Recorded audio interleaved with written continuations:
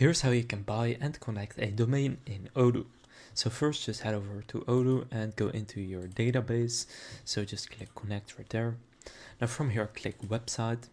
Now here click configuration and go domain name. Now here click my website is ready, or I'll get it later, but I'll just go my website is ready. From here there are two options: use my own domain or get a new one. You want to get a new domain name so that you can actually buy it. Then here enter the domain name you want to buy and click search. And then it will find some domain names that are available. Now, for example, these two are available right here. Now, if I want to have .com, then I can enter that and search. And you will see this one is actually not available, but I'll just go with the .me and click select right there.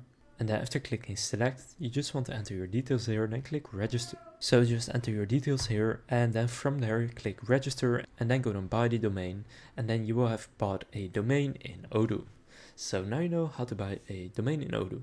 If this video was helpful, please consider leaving a like and subscribing to my channel. And with that being said, I will see you in the next video.